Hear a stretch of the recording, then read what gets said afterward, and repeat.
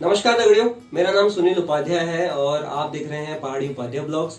आपने मेरी पुरानी वीडियो वगैरह जितनी भी सारी देखी होंगी उनमें मैं उत्तराखंड के बारे में ज़्यादा दिखाता हूँ और अपने गाँव को प्रेजेंट करता हूँ। जितनी भी उसमें आप देखते हैं फूड्स वगैरह दिखाता हूँ, मैं वहाँ की लाइफस्टाइल को ज़्यादा आप लोगों के सामने रखता हूँ, तो आप लोगों को बहुत अच्छा लगता है और बहुत सारा प्यार देते हैं आप लोग मुझे। आज का जो ब्लॉग है उसमें एक खास शख्स हैं जो मेरे छोटे भाई हैं और एक गजब के थिएटर आर्टिस्ट हैं। बहुत साल 6-7 साल उनको हो गए हैं थिएटर में। बहुत अच्छे थिएटर आर्टिस्ट हैं और मेरे ही गांव से हैं और मेरे छोटे भाई हैं। काफ़ी बेहतर वो काम करते हैं अपनी इस फील्ड में, रंगमंच के रूप में। और पहाड़ों में भी उनकी वर्कशॉप होती रहती है। उनकी पूरी टीम अपने वर्कशॉप पर लगी रहती है, फ्री में लोगों को वर्कशॉप करवाते हैं, रंगमंच से हमेशा जोड़े रखते हैं। तो ज़्यादा कुछ मैं इनके बारे में आपको क्या बताऊं, आप खुद ही उनसे जानेंगे थोड़ी देर में। तो मैं बुलाता हूं प्रभात नेगी को, हमारे छोटे भाई एमजे प्रिंस भी उनको कहते हैं। तो स्वागत है प्रभात आपका हमारे शो में।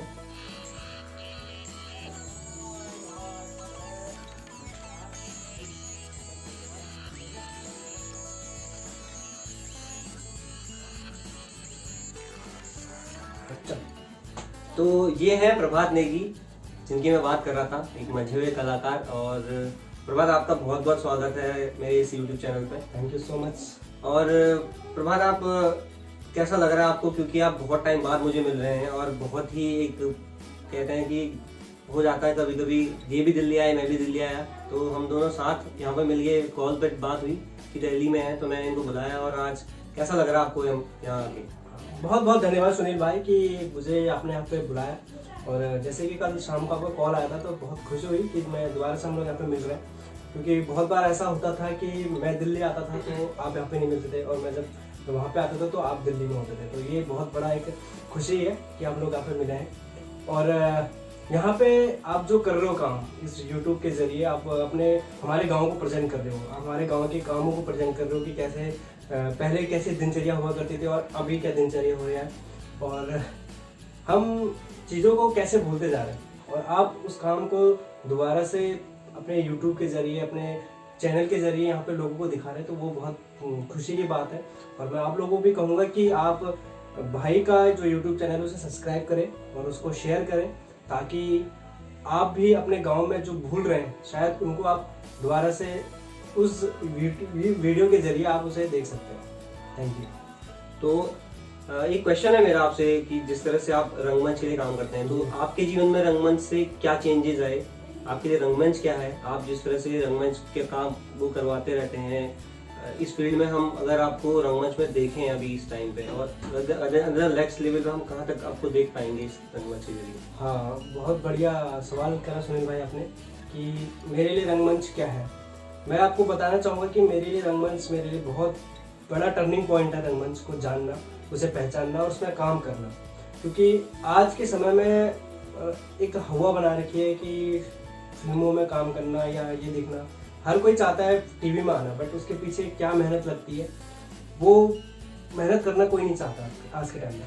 तो मेरे लिए रंगमंच बहुत बड़ा एक क्या कहते हैं, एक आशीर्वाद के तौर पर है कि मुझे आज जो पहचान मिल रही है, मुझे लोग जान रहे हैं, वो सिर्फ रंगमंच के माध्यम से जान रहे हैं। ताकि मेरे लिए जो रंगमंच है वो सिर्फ एक डांस नहीं है, मेरे लिए म्यूज़िक नहीं है, मेरे लिए एक्टिंग नहीं है, मेरे लिए पूरी ज़िंदगी मेरी एक रंगमंच है। और शायद कि उसे जीने का तरीका अलग है, क्योंकि रंगमंच की दुनिया ही एक अलग है सुनील।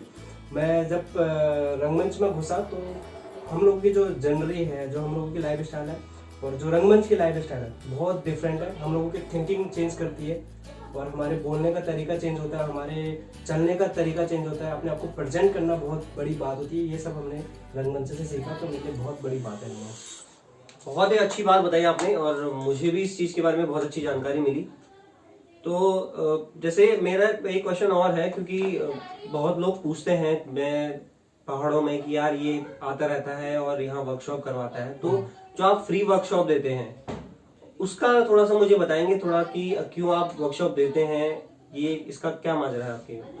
सुनील भाई, आप भी उसी गांव से और मैं भी उसी गांव से हूँ, और मुझसे ज़्यादा आप गांव में रहे हो तो आपको ज़्यादा पता होगा कि गांव के लोग के अंदर कैसे वो दिनचर्या अपने बिताते हैं। और क्योंकि मैं गांव में बहुत कम जाता हूँ अपने, लेकिन गांव में टैलेंट बहुत भरा है अगर आप देखें तो, क्योंकि गांव के लोगों को अभी चीज़ें जानना बहुत ज़रूरी है ना। क्योंकि जब मैं भी गांव से पढ़ा हूँ, और जब मैं 10th में जब मैं हम लोग पढ़ते थे तो हमको शर्म आती थी एक स्टेज में चढ़ना। हमसे कोई कहता था कि थोड़ा सा कुछ गा दो तो हम बहुत झिझक जाते थे उस गाने को, है ना। और शहर के लड़कों से आप कहोगे, अभी छोटे बच्चों को भी आप कहोगे तो वो भी उसके अंदर बहुत टैलेंट है, वो आसानी से स्टेज शेयर कर सकता है, आसानी से बात कर सकता है। लेकिन हमारे गांव के जो बच्चे हैं उन्हें अभी थोड़ा टाइम लगेगा। ऐसा नहीं है कि नहीं कर पाते, लेकिन टाइम लगेगा। मैंने पहले ही बोला कि टैलेंट है, लेकिन उस टैलेंट को पहचानना, उनको पॉलिश करना, वो आज के टाइम में बहुत बड़ी बात है। और हमारा मकसद ही यही है हमारे ग्रुप का कि आप बच्चों को रंगमंच दो, मंच दो, और बाकी उनके अंदर जो टैलेंट है उन्हें बाहर निकालो। चाहे वो डांस हो, चाहे वो म्यूजिक हो, चाहे वो थिएटर हो, चाहे एक्टिंग हो, चाहे पेंटिंग हो, कुछ भी आर्ट्स फॉर्म होते हैं तो उसको लेकर हम बच्चों के लिए स्पेशल काम करते हैं। और इसीलिए हमारा जो वर्कशॉप कराने का एक सबसे बड़ा जो हम चाहते हैं कि वो ये है कि गांव को हम मंच से जोड़ा जाए। तो ये हमारा एक मैसेज है, ताकि हम गांव में हम वर्कशॉप देते हैं।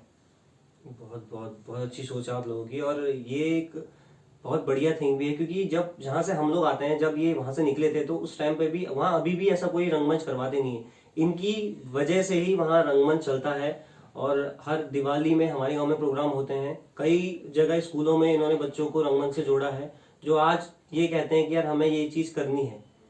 तो ये इनका बहुत बड़ा शुक्रगुजार हूं मैं, और हमारे वहाँ के बहुत सारे लोग भी कहते हैं कि वो उसको करनी चाहिए, सपोर्टेड भी बहुत करते हैं इनको जी। और कुछ ये है कि जैसे आप जब वहां से निकले थे तो आपने पहले क्या सोचा था, क्योंकि आपने कॉलेज खत्म किया, स्कूल खत्म किया 2011 के आसपास, उसके बाद वहाँ तब तक कुछ नहीं था, रंगमंच वगैरह की जैसी तो कोई चीज थी नहीं उधर, हमें भी नहीं पता था कि ऐसा कुछ होता है, कहीं जा सकते हैं, स्कूल ऐसे होते थे, कोई इंस्टीट्यूट चलते हैं ऐसे। तो जब आप शहर में आए तो आपने सबसे पहले क्या सोचा कि मुझे ये, आपका सपना पहले से था या आपने वहां आगे चेंज किया कि मुझे नहीं, डांस नहीं करना, ये करना है? ये भी बहुत अच्छा सवाल पूछा आपने सुनील भाई, कि मैंने कब जाना रंगमंच को, या मैं कब इस फील्ड में आया। मैं जब 10th पास करके जब मैं रामनगर गया पढ़ने, उसके बाद हालांकि स्टेज में चढ़ना बहुत अच्छा लगता था। मैं जब स्कूल में भी पढ़ता था तो मैं अपने स्कूलों में 15 अगस्त में, 26 जनवरी में तो मौके मिलते थे, मैं डांस करने आसानी से चला जाता, तो मेरे को बहुत अच्छा लगता था डांस करना। और फिर उसका जब मैं रामनगर गया तो रामनगर में भी रामनगर के और लोगों से मिला, तो वहाँ भी शौक तो था ही अंदर से कि डांस करना है, डांस करना है। उस टाइम पे थिएटर के बारे में बिल्कुल नहीं पता था कि क्या होता है। उसके बाद जब मैं कॉलेज कर रहा था, मेरे लिए सबसे टर्निंग पॉइंट है कॉलेज में, जब मैं फाइनल ईयर में था, तो मैं डांस के लिए, मुझे मेरे एक दोस्त ने बोला कि मेरे को एक अकेडमी खोलनी है डांस की, तो तुम उसमें आ सकते हो शाम को देखने के लिए। मैं गया उसके पास शाम को, मैं और मेरा एक दोस्त था, और हम अंदर घुसे तो वहाँ पे एक क्लब था जिसमें डांस भी हो रहा था, म्यूजिक भी थे और थिएटर वाले भी बच्चे थे। और मैं गया था थिएटर उसके लिए, डांस के लिए। और जैसे ही हम एंट्री हमने करी तो मेरा दोस्त वहाँ पे था नहीं, वो बाहर गया हुआ था, लेकिन जो थिएटर वाले जो सर थे उनसे हमारी मुलाकात हुई थी। तो हमने उनको बोला कि मेरे दोस्त का मैंने अपना नाम लिया और उन्होंने मुझे बुलाया अंदर, तो उन्होंने बोला वो तो अभी है नहीं, तब तक आप यहाँ पे बैठ सकते हैं। तो मैं और मेरे दोस्त जब वहाँ पे बैठे हुए थे तो वहाँ पे लोग एक्टिविटी कर रहे थे, थिएटर की एक्सरसाइज कर रहे थे। तो उन्हें हमने पूछा कि ये क्या है, तो उन्होंने हमसे पूछा कि आप थिएटर करोगे। और मुझे याद है अभी भी कि मुझे एक बारी में वो शब्द क्या कहते हैं कि वो बोला नहीं गया, थिएटर क्या होता है करके। तो पहले हमको लगा, हमने भी सवाल किया कि है क्या, तो उन्होंने बोला कुछ नहीं होता, आपको एक डायलॉग बोलना है, आपको एक्टिंग करनी है। तो फिर से उसी दिन से धीरे धीरे उन्होंने अगले दिन बुलाया, तीसरे दिन में बैठा, चौथे दिन बैठा, गेम होते हैं, बहुत सारे गेम खेले हमने, एक्सरसाइज होती है, आपके वॉइस के ऊपर काम होता है, आपके वॉक के ऊपर काम होता है, आपके डिक्शन पर काम होता है। तो ये सब चीज़ें हमने करी तो लगा कि हाँ, कि ये चीज़ें थोड़ा इनमें कर रहे हैं हम काम, क्योंकि ये फिर लगा कि हाँ इसमें हम कुछ कर सकते हैं, अपना टैलेंट दिखा सकते हैं, या ये चीज़ है जो हम लोगों के लिए बनी है। तो उसी दिन से उसके बाद ये सिलसिला चलता रहा, रामनगर, दिल्ली, फिर यहाँ पे हम शोज करते रहते हैं। तो उस दिन जाना कि हाँ थिएटर क्या है हमारे लिए, कितना इम्पोर्टेंट है। बहुत ही ज़्यादा इंस्पायरिंग इनकी स्टोरी है। और थोड़ा मैं आपको बता दूं, ये दिल्ली में ही जॉब करते थे, पिछले 6-7 साल से ये जॉब भी दिल्ली में करते थे। और उसके बाद ये रात को जब इनका ऑफ होता था 6-6:30 के आसपास, उसके बाद ये थिएटर की क्लास के लिए जाते थे। तो इन्होंने बहुत ज़्यादा स्ट्रगल किया है और वही स्ट्रगल दिख भी रहा आज। आज ये कहाँ से कहाँ पहुंच गए हैं और धीरे धीरे आप इनको कहीं और मकाम पे देखेंगे। तो प्रभात भाई, एक चीज और है, मुझे क्वेश्चन करना था मेरा पर्सनली है कि जैसे उत्तराखंड में हम बच्चों को आज के टाइम पे सब हिंदी सिखा रहे हैं, अपनी मातृभाषा कम ही लोग सिखा रहे हैं। आपके माध्यम से थोड़ा सा उनको अपने कल्चर प्रोग्राम के बारे में पता चलता है। तो क्या ऐसा नहीं हो सकता कि उत्तराखंड गवर्नमेंट एक सब्जेक्ट ही बना दे रंगमंच का, इस तरह से कि जो बच्चों को थोड़ा सा और अपने कल्चर के बारे में पता चले, जिससे उनका आत्मविश्वास और बढ़े। तो ऐसा, ये आपने बिल्कुल मेरी दिल की बात बोल दी। जिसके लिए हम काम कर रहे हैं वो हम लोग भी, जब हम लोगों ने थिएटर स्टार्ट करा तो हमने जब दिल्ली में, जब मैं थिएटर करता था तो दिल्ली में यहाँ पे क्या है कि आप प्लेन्सों में जाओगे तो आपको एक एक्स्ट्रा सब्जेक्ट आपको मिलेगा, एक अलग से आपका पीरियड होगा जिसमें आपको एक्टिविटी होगी। लेकिन हमारे उत्तराखंड में ये कुछ नहीं है, कंप्यूटर है, कार्यानुभव है, एक्स्ट्रा सब्जेक्ट है। बट अभी हम लोकल आर्टिस्ट हैं और मैं चाहता हूँ कि उत्तराखंड में जितने भी आर्टिस्ट हैं हम लोग एक मुहिम लेके हम लोगों की होनी चाहिए कि उत्तराखंड में भी एक एडिशनल सब्जेक्ट हो थिएटर का लेकर, या एक्टिविटी हो, या कोई भी एक सब्जेक्ट हो। गवर्नमेंट में, प्राइवेटों के स्कूलों में है अभी भी, लेकिन बहुत कम है। लेकिन मैं चाहता हूँ कि गवर्नमेंट अपने क्लास में, अपने स्कूलों में ये एक सब्जेक्ट डाले ताकि रंगमंच को जाने। मेन रंगमंच का मतलब फिर मैं वही बोलूँगा कि डांस नहीं है, म्यूजिक नहीं है। रंगमंच एक जरिया है, एक जिंदगी जीने का एक तरीका सिखाता है आपको। जैसे मैंने बोला, बोलने का आपको तरीका सिखाता है, आपको बैठने का तरीका सिखाता है। तो मेरा भी विशेष निवेदन है कि होना चाहिए उत्तराखंड में भी एक थिएटर सब्जेक्ट या एक एक्टिविटी सब्जेक्ट होना चाहिए आर्ट्स को लेकर। तो हम लोग भी लगे हुए हैं कोशिश करने में कि हम कैसे बढ़ावा देते हैं। इसीलिए हम वर्कशॉप जो करते हैं हम स्कूल के बच्चों के साथ करते हैं कि ताकि आज के टाइम में हम देखें तो बच्चे ज़्यादा इन चीज़ों में एक्टिव होते हैं। तो इसीलिए हम भी वर्कशॉप जो करते हैं वो हम सिर्फ गाँव के लोगों के बच्चों के द्वारा करते हैं।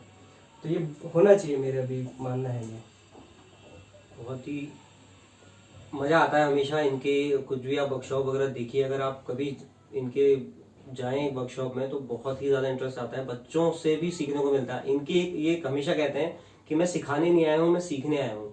तो वो प्रभात भाई थोड़ा आप बताएंगे कि आप कहते हैं हमेशा मैं सीखने आया हूँ, मतलब मैं खुद सीखने आया हूँ इन बच्चों से, मैं सिखाने नहीं आया हूँ। वो है ही कि आप अगर जिस लाइन में मैं हूँ आर्ट्स, क्योंकि आर्ट्स में आप जितना आप काम करोगे, जितना आप प्रैक्टिस करोगे, उतना निखर के आएगा। और ज़रूरी नहीं है कि उसमें मैं मास्टर हूँ तो मैं ही मास्टर हूँ। आर्ट्स में मुझसे बहुत बेहतरीन जो बच्चे हैं पहाड़ों के, वो उनके अंदर बहुत टैलेंट होता है। तो जब हम कराते हैं वर्कशॉप तो हम एक स्टोरी लेकर चलते हैं, लेकिन वो हम जब स्टोरी हम प्रेजेंट करते हैं बच्चों के सामने तो वो स्टोरी वो होती नहीं। फिर जब वो प्रेजेंट करते हैं स्टेज में, वो स्टोरी एक अलग ही लेवल पर होती है। क्योंकि आर्ट्स, मैं फिर बोलूँगा कि आर्ट्स अपने आप में एक बहुत समुंदर से भी बहुत बड़ा है, उसको हम प्रेजेंट नहीं कर सकते कि ये चीज़ परफेक्ट है ना। अगर हम एक लाइन खींचें तो मेरे लिए वो लाइन ही बहुत कुछ दर्शाता है। वो लाइन सिर्फ एक रेखा नहीं है, वो आर्ट्स है और उसके अंदर बहुत सारे मैसेज होते हैं। और ये चीज़ें हम जो हम कर रहे हैं ये सिर्फ हम इसलिए नहीं करते कि ये एक फैशन या एक शौकिया तौर पे नहीं करते। हम लोग जो काम करते हैं वो प्रोफेशनल तौर पे काम करते हैं और इसीलिए हम इन चीज़ों को लेकर हम काम कर रहे हैं। और जैसे कि अभी आपने कहा कि सीखना और सिखाना ये तो है, लेकिन कुछ चीज़ें ऐसी होती है कि हमें छोटों से बहुत कुछ सीखने को मिलता है, हमें किसी अदर पर्सन से सीखना मिलता है। और हमारे जो लाइन है उसमें तो हमें चलते फिरते जो लोग हैं उनसे भी बहुत कुछ मिलता है। हमें बहुत सारे करेक्टर ढूंढने होते हैं, हमें ऑब्जर्वेशन करनी होती है। हमें कल के दिन कुछ अगर ऐसे करेक्टर मिल गया कि यार वो करेक्टर जो होते हैं आसपास के लोगों के द्वारा होते हैं। और मैं आपको एक और चीज़ बताऊं कि मैंने शायद अभी तक 15-16 से ऊपर अपने नाटक कर चुका हूँ, शोज कर चुका हूँ, वो चाहे रामनगर हो, दिल्ली हो, मुंबई हो। मैंने जितने भी नाटक करे हैं उसमें मेरे को कोई भी करेक्टर मुझे पहले से डायरेक्टर नहीं देते थे कि तू ये करेक्टर करेगा करके। मैं जितने भी वो करेक्टर करता था तो वो करेक्टर मैं अपने लोगों को ऑब्जर्व करके और उसे मैं प्रेजेंट करता था और बहुत ही खूबसूरत तरीके से वो करता था। और आज भी लोगों को वो करेक्टर याद है। जब मैं रामनगर जाता हूँ तो वो बोलते थे यार तूने वो वाला करेक्टर करा था। और वो जब मैं एक दिन, मेरे को याद है, मैं एक दोस्त को ले गया था अपने पहाड़ मौलीखाल ले गया था, तो वहाँ पे एक दुकानदार थे और जो पंडित जी हैं, तो एक नाटक था तो मैंने उसमें उनका करेक्टर किया था। तो वो जब उसके दुकान में हो गया था लेने, तो वो बोलता है कि अभी ये तो वैसे ही बोल रहा है जैसे तू बोलता था, ये तो वैसे दिखते हैं। तो ये एक तरीका है कि आप कितना बारीकी से उनको ऑब्जर्व कर रहे हो ताकि आपको कहेंगे यार तू तो उसके तरह लग रहा था कितना। तो ये चीज़ें हैं कि हमें सीखने को बहुत मिलता है लोगों से और आर्ट्स में ज़रूरी है इस करना। तो आप लोगों ने बहुत कुछ जाना प्रभात नेगी जी के बारे में, उनकी किस तरह से उनकी जर्नी रही है, क्या क्या वो काम करते हैं। और इनका एक नया सॉन्ग आपका आया है, तो वो खुद ही बताएंगे क्योंकि इनका नया सॉन्ग आ चुका है, एक तो रिलीज हो चुका है और सबसे बड़ी बात यह है कि उसमें 2 हफ्ते में ही 10,000 व्यूज आ चुके हैं। तो पहले तो कॉन्ग्रेचुलेशन आपको उसके लिए बहुत बड़ा। और नए नए काम अभी करते जा रहे हैं, एक अलग लेवल पे पहुंच गए हैं क्योंकि टाइम दिया इन्होंने अपने आप को, उस रंगमंच के लिए बहुत सारा टाइम निकाला और अपने आप को टाइम दिया है। तो अब ये उस लेवल पे चले गए। तो थोड़ा सा आप बताएंगे वो जो गाना आपका आया है उसके बारे में। बिल्कुल बिल्कुल बिल्कुल, उसी के लिए मैं यहाँ पे आया हूँ स्पेशली। मिलना तो है ही, लेकिन थोड़ा अब आप इस फील्ड में कर गए हो तो आपको प्रेजेंट करना पड़ता लोगों के बीच। अभी इससे पहले हमारे गाना आया था, तो वो था मैं तेरो दगड़ी। उसमें आप लोगों ने बहुत प्यार दिया उस गाने को, उसके लिए मैं दिल से आपका बहुत बहुत आभारी हूँ। और उसमें 2 हफ्ते में जैसे अभी बता रहे हैं कि 10,000 व्यूज हो गए। और अगर आप लोगों ने नहीं सुना है उस गाने को तो आप यूट्यूब में सर्च कर सकते हैं, मैं तेरो दगड़ी। उसमें वो हमारा भी पहाड़ी गाना है और खुद से कंपोज किया है। और अभी जो दूसरा गाना आ रहा है वो 1 फरवरी को आ रहा है, 1 फरवरी शाम को 6 बजे वो आ रहा है। आप यूट्यूब में सर्च कर सकते हैं, तुषार बिष्ट ऑफिशियल के नाम से वो चैनल आ रहा है। उस चैनल का हम लिंक आपको यूट्यूब में मैं चाहूंगा कि आप दे दें, लिंक दे दें। 1 फरवरी शाम 6 बजे वो गाना पहाड़ी मैशअप है। आप शादियों में, अपने बर्थडे पार्टियों में या कहीं भी आप उसको लगा के सुन सकते हैं। और वो जो आर्टिस्ट है वो लोकल आर्टिस्ट ही हम पहाड़ों के ही हैं, रामनगर के ही हैं। उसमें हमारे जो म्यूजिक दिया उसमें तुषार बिष्ट ने दिया है, वो भी मेरे साथ का ही है। और उसे जो गाया है जिसने, उसका वो है नीरज चौहान और आभा बिष्ट ने उसे गाया है। और उसके जो प्रोड्यूसर है वो है पंकज रावत जी, जिनकी रावत शूट्स के नाम से एक दुकान है रामनगर में, बहुत फेमस दुकान है। आप कभी भी आप रामनगर जाओ या आपको कोई मिठाई लेनी है तो आप वहाँ से ले सकते हैं। और इसके अंदर जो आर्टिस्ट हैं वो भी सब रामनगर के, उसमें मेरे 2-3 हैं। जो मानसी रावत हैं जो बहुत बढ़िया थिएटर आर्टिस्ट है, मानसी भी। और तुषार बिष्ट हैं वो भी इस उसमें है। और इसके जो डायरेक्टर हैं या इसमें जो डीओपी दिए हैं वो है बंगारी, अक्षय बंगारी ने, वो भी हमारे साथ के ही है। कैमरामैन है इसमें अनूप सिंह रावत और गणेश रावत जी। तो ये सारे हम रामनगर के हम लोग फ्रेंड सर्कल है और हम ये काम कर रहे हैं। क्योंकि बहुत बार ऐसा होता है कि आपका काम छुप जाता है, लेकिन अभी आप वो टाइम आ गया कि आपको आप प्रेजेंट करना है। तो मैं चाहता हूँ कि उस गाने को भी जरूर से सुनिए। पहाड़ी मैशअप करके 1 फरवरी को आ रहा है शाम को 6 बजे। Thank you so much. तो आप जरूर देखिएगा, मैं ना उसका लिंक डिस्क्रिप्शन में जरूर डाल दूंगा, आप उस लिंक को देख लेना। इनका जो तुषार बिष्ट ऑफिशियल के नाम से है। बाकी आप 1 फरवरी शाम को 6 बजे जरूर देखिएगा इनका गाना। और बहुत ही यूनिक ये कुछ सॉन्ग लेके आ रहे हैं, मतलब आपको पुरानी तरह से एक ही जैसा कुछ मिक्सचर मिलेगा नहीं उसमें। तो काम कर रहे हैं, आप सपोर्ट जरूर कीजिए और आपको बहुत ही बेहतर काम हमेशा नजर आएगा इनका। नया नया जो भी रहेगा वो आपके साथ मैं जरूर शेयर करूंगा अपने पहाड़ी उपाध्याय ब्लॉग्स में। तो प्रमोद भाई, आज की जो इंटरव्यू है उसको हम खत्म करते हैं। बहुत बहुत धन्यवाद। और मैं फिर से आपको एक रिक्वेस्ट करूंगा कि हमारा बड़े भाई हमारे गांव के, इसको बहुत इसके चैनल को आप सब्सक्राइब करें और इसको ज्यादा से ज्यादा शेयर करें, ताकि आगे भी हमारे जो प्रोजेक्ट है या आर्ट से रिलेटिव जो भी आपके काम करेंगे वो आपको बहुत आसानी से मिल जाएगा। तो प्लीज गाइज इसको सब्सक्राइब कर दो अभी तुरंत, और इसको ज्यादा से ज्यादा शेयर लोगों को पहुंचाएं।